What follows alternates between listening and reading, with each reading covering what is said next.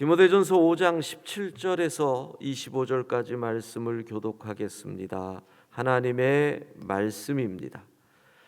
잘 다스리는 장로들은 배나 존경할 자로 알되 말씀과 가르침에 수고하는 이들에게는 더욱 그리할 것이니라.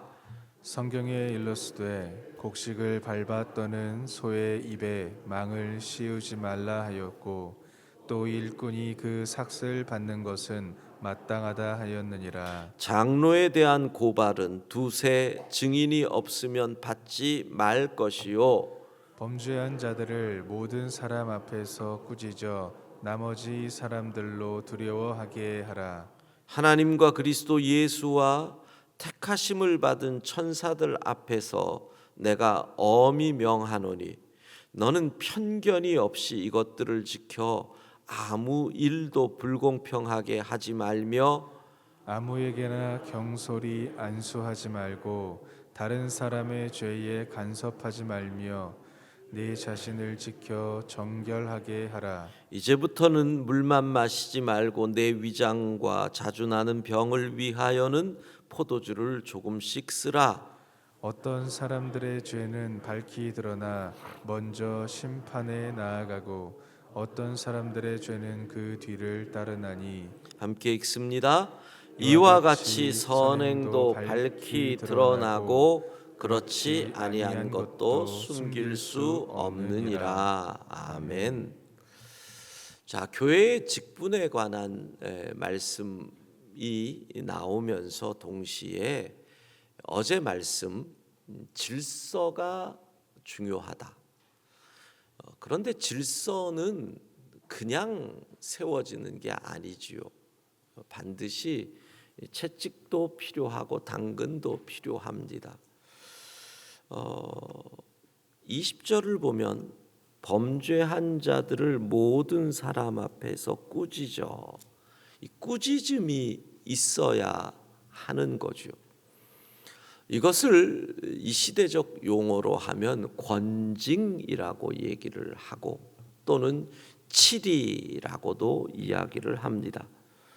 19절 말씀을 보면 장로에 대한 고발은 그러니까 이미 바울의 시대에 장로에 대한 고발이 있었다는 얘기입니다. 그러니까 교회의 직분을 맡는 일은 영광스러운 일이면서 동시에 그 책임을 다하지 못할 때 권징의 대상이 된다라는 얘기지요.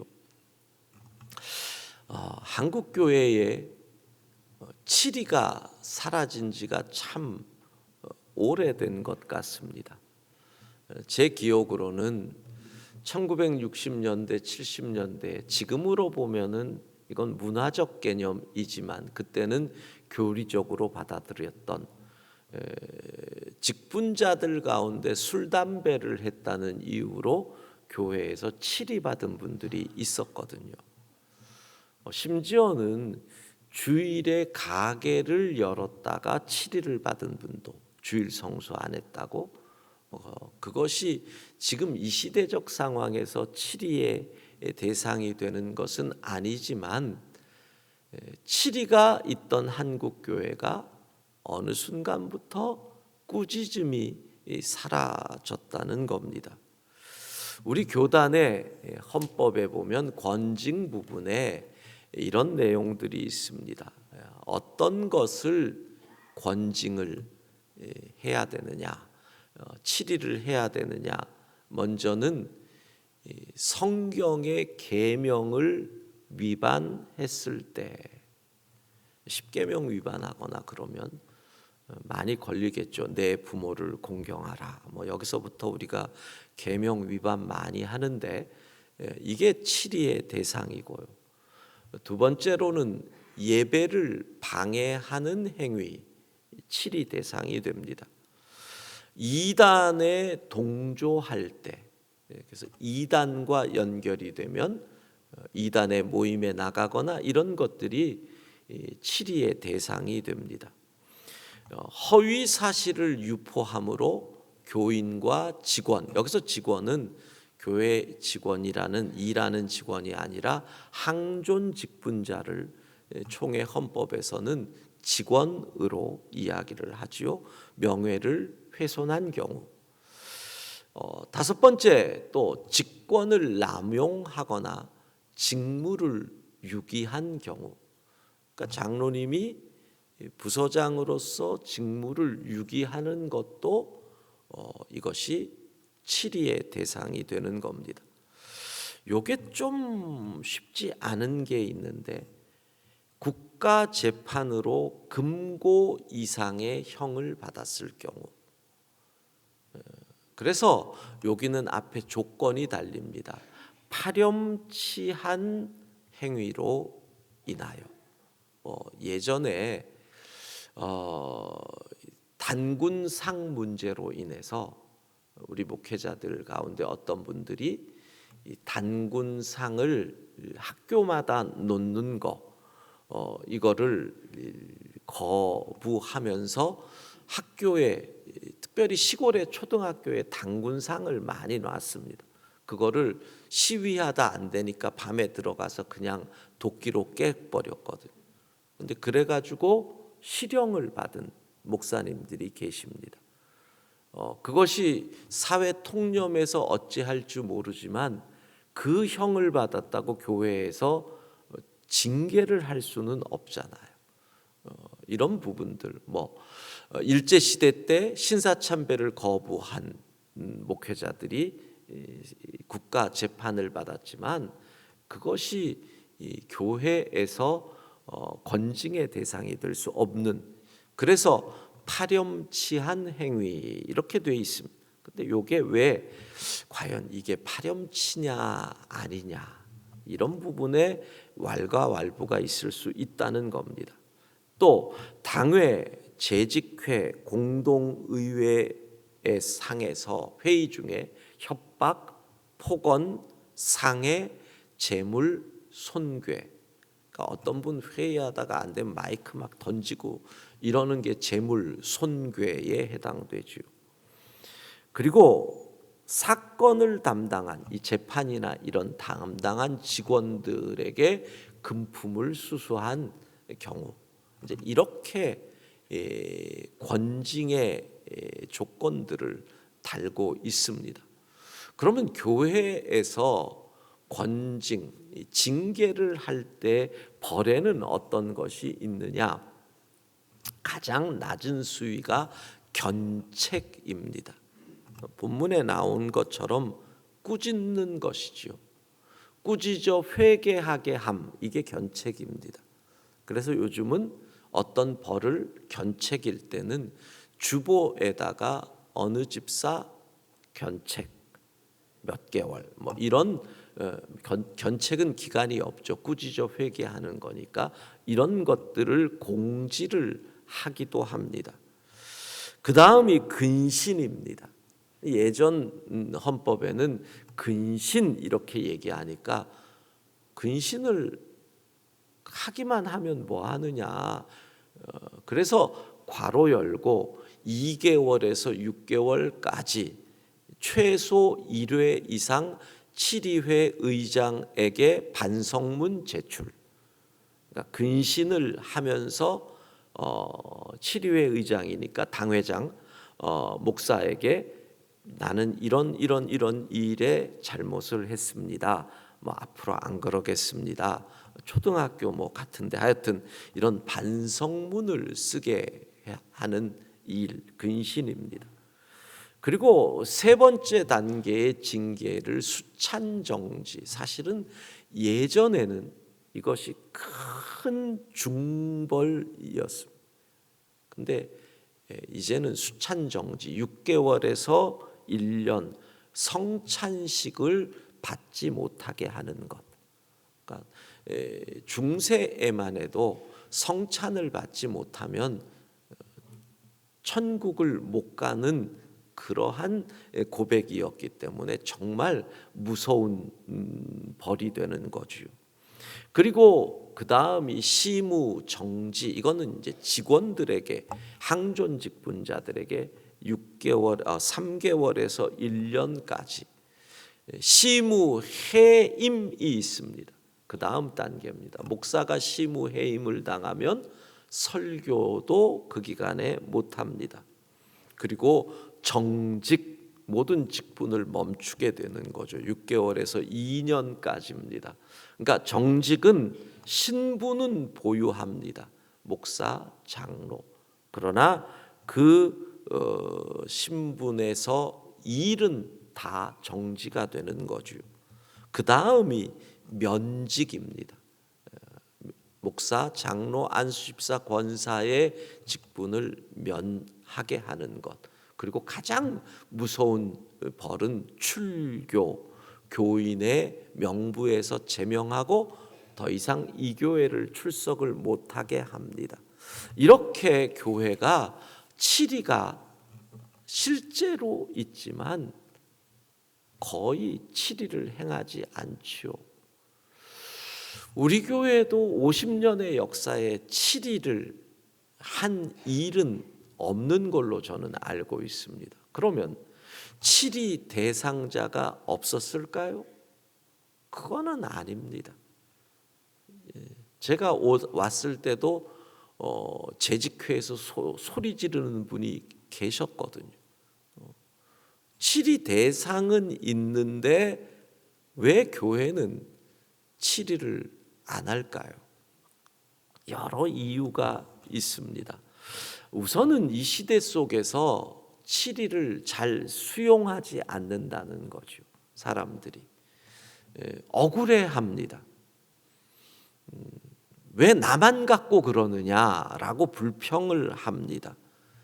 너나 잘하세요 이럽니다. 그리고 목사인 저 자체도 그러니까 앞으로는 다를지 모르는데 우리 세대의 목사만 해도 목사는 치리보다는 내가 품고 가야 해. 이런 것이 목회의 덕으로 배웠거든요. 그래서 치리하자 이런 얘기도 많이 들었지만 그때마다 그냥 품고 가지요. 뭐 이렇게. 그런 의미에서 이 시대의 치리를 잘 안 하는 치리가 없어진 이유가 사랑이라는 이름의 동정이 교회 내에서는 더 크게 작용을 한다는 겁니다. 여러분, 세상 법정에서 형을 살아요. 근데 그분이 교회에 장로님, 목사님이라고 형을 살고 목사는 형 살면 거의 떠나지만 장로님이 돌아와요. 물론 이제 그 형이 어떤 거냐에 따라 달라지는데 예를 들어 부도라고 해봐요. 부도가 형을 살게 되는지 모르지만 액수가 크면 근데 IMF나 금융위기와 같은 그런 특별한 케이스에 너무나 많은 사람들이 부도를 당하는 그런 상황. 그때 우리는 또 이러거든요. 이미 벌은 다 받았는데 교회는 사랑으로 품어야지. 그런데 그 부도로 인해서 피해를 본 어떤 사람은 너무 가슴 아파하잖아요. 쉽지 않다는 얘기예요. 자, 지금 사면 이야기가 나오는 그분이 장로님이잖아요. 이미 연세는 은퇴했으니까. 사면돼서 나오면 교회는 어떻게 해야 될까요?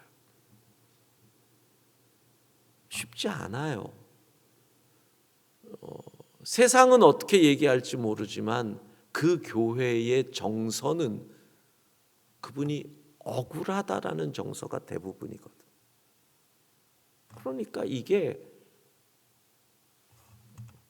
제가 전에 제주에서 목회를 할 때 장로님 한 분이 형을 받았어요. 그리고 실제로 1년 이상 교도소에 들어가셨어요. 그러니까 다른 건 아니고 뭐냐면 살림법 위반일 거예요. 그러니까 이 땅이 있는데 산에 그 땅을 개간을 한다고 소나무가 있는데 그걸 그냥 본인이 임의로 그 소나무를 다 소나무들은 일일이 카운트를 다 한다 그러더라고요. 숫자를. 근데 허락 없이 그 소나무를 없애 그걸 밭으로 만들어 버렸는데 이게 왜 문제가 됐느냐 하면 언론의 보도가 돼 버렸어요. 제주 KBS 9시 뉴스에 나와 버렸어요. 이런 게요. 그래가지고 결국은 그렇게 되신 거예요. 근데 또 한편으로 보면 너무 억울한 거예요. 왜? 다 그러고 살거든요. 그러니까 걸린 사람이 바보인 것 같은 게 그 당시 제가 뭐 벌써 10몇 년 전 얘기죠. 그 당시에 그쪽 분위기는 그랬어요. 누구나 그랬어요. 근데 이분은 신문에 나고 뉴스에 나고 그래가지고 결국은 형을 살게 됐어요. 자, 나올 때가 됐는데 당회 내에서 이분이 어떻게 다시 당회에 들어올 수 있느냐라고 하는 논쟁이 벌어졌어요. 어떤 분은 그거 억울한 거지라는 분이 있고 어떤 분은 장로가 모범이 돼야 되는데 어쨌든 그랬으니까 교회는 그 부분의 책임을 물어야 된다라는 분도 있었어요. 여러분 그럴 때 어떻게 해야 돼요? 그리고 지금 국가 재판에 의해서 형을 산 분은 치리의 대상이 된다는 게 그 시절 헌법에는 또 없었어요. 그건 헌법에 새로 이후에 추가가 된 거예요. 쉽지 않죠. 근데 저는 그렇게 생각해요. 거기서 그런 논의를 당회가 했다는 자체가 교회가 나름 깨어 있다는 거예요. 왜냐하면 대부분의 교회들은 아유 고생했는데 우리가 사랑으로 품어야지 그러고 넘어가요. 결국 어떻게 했느냐 하면 제가 그분을 만나서 같이 말씀을 나누는 가운데 저도 참 표현하기 어렵더라고요. 이제 출소하자마자 기도받겠다고 저를 찾아왔는데 거기다 대고 제가 책임을 지셔야죠. 이럴 수 없잖아요. 그래서 그냥 기도하고 고민하면서 얘기를 끌면서 어떻게 장로님 몸은 괜찮으시고요. 뭐 그냥 말을 계속 끌다가 그분이 휴무를 자진해서 휴무를 하는 것으로 참 못하겠더라고요. 그래서 2년을 휴무하시고 복직하는 걸 하시도록 이야기를 끝냈어요. 참 어려운 거예요. 7이라는 것은. 그리고 이 시대는요. 7일을 하는 순간 교회를 떠나요. 여기서 천주교가 좋은 점이 있죠. 천주교는 중앙 집권적이니까 7일을 받고 교회를 떠나면 어느 천주교회든 그 기록이 남아요. 근데 개신교는 어느 교회를 가더라도 7일을 받았는지 묻지를 않아요. 그냥 무조건 열렬히 환영을 해요. 물론 우리 교회는 항존 직분자에 한해서는 우리 교회에 등록을 하면 임명증서를 요구합니다. 임명증서, 교회의 이름을 옮기는 증서입니다. 안수 집사님, 권사님이었다 그러면 우리 교회에서 협동으로 섬기려면 그 교회에서 직분을 받았다라는 증명을 요구를 합니다. 근데 이것도 쉬운 거 아니에요. 교회 옮긴 분 가운데 관계가 틀어져서 목사님하고 틀어져서 오신 분들이 계시거든요. 그러면 그분들한테 다시 교회에 전화해서 목사님한테 증명서를 보내주십시오. 그러면 이렇게 얘기를 해요. 목사님 이렇게 해서 제가 왔는데 또 연락드리기가 어려운데요. 여러분 그때는 어떻게 해야 돼요? 그러니까 모든 게 그러면 이렇게 얘기하죠. 어떤 때는 임직 받았을 때 폐 받으셨으면 그거라도 사진 한 장 찍어 보내주세요.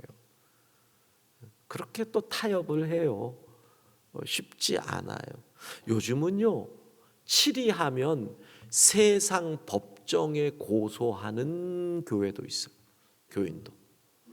이것도 어려운 거예요. 내가 잘못한 것도 없는데 교회에서 치리함으로 내 명예가 훼손됐다. 이 치리를 없애달라.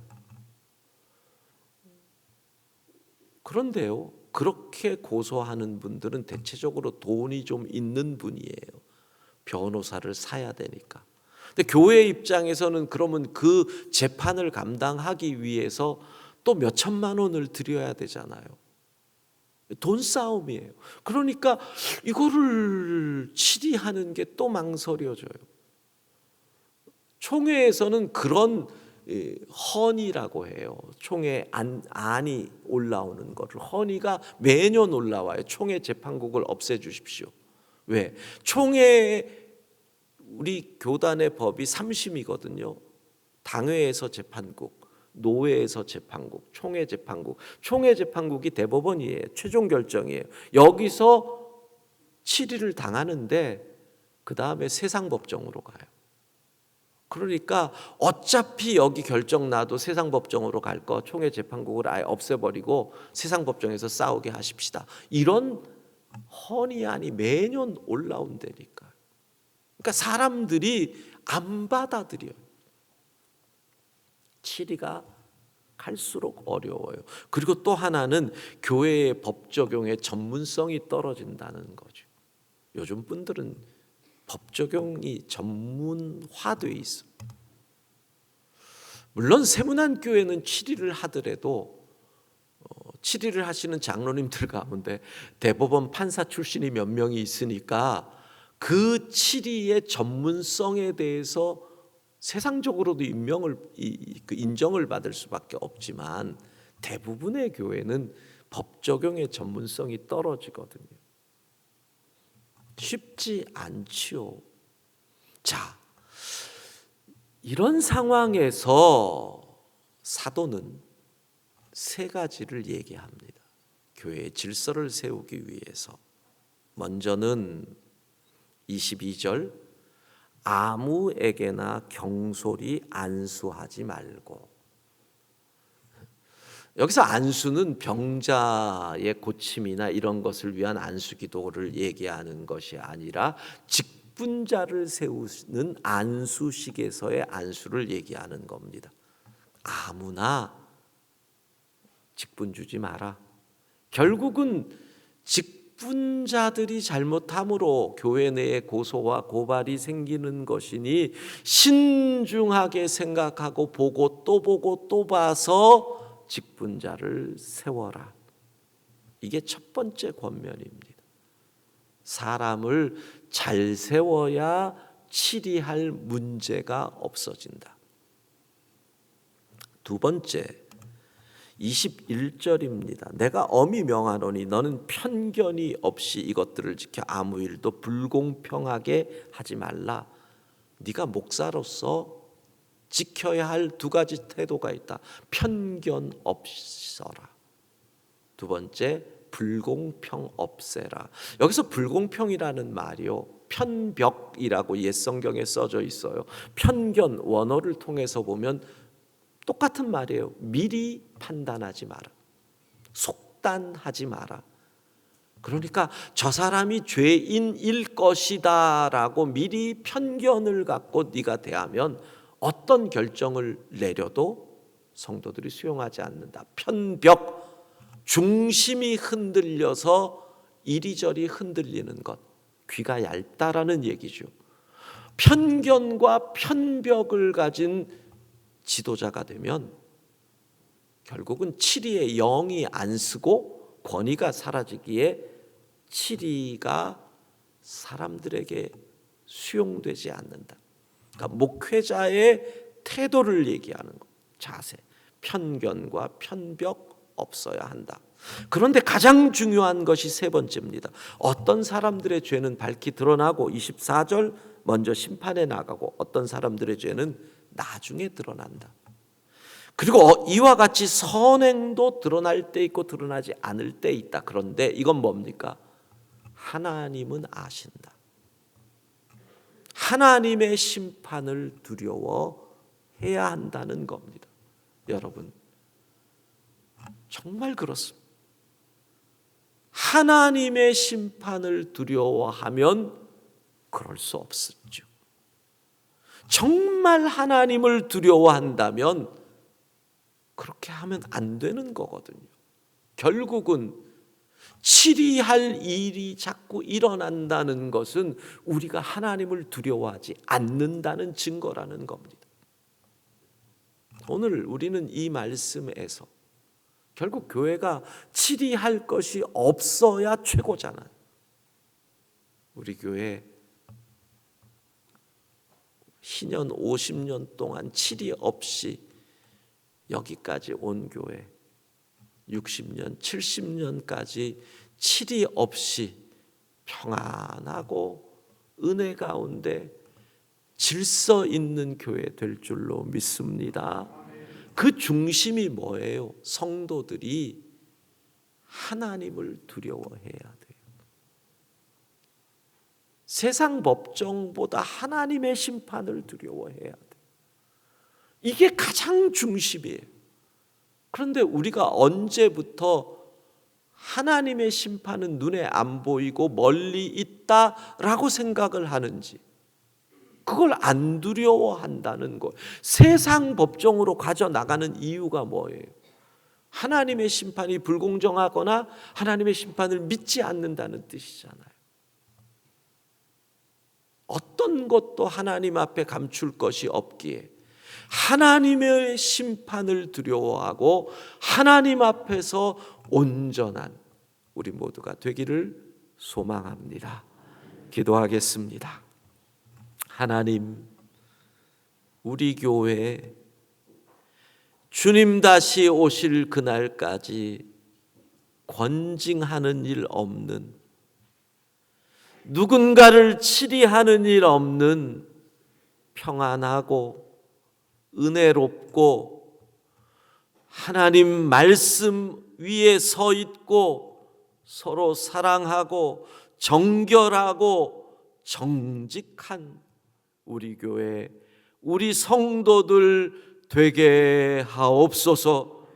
하나님의 심판 앞에 서 있는 하나님을 두려워하는 우리 모두 되게 하옵소서. 예수님 이름으로 기도합니다. 아멘.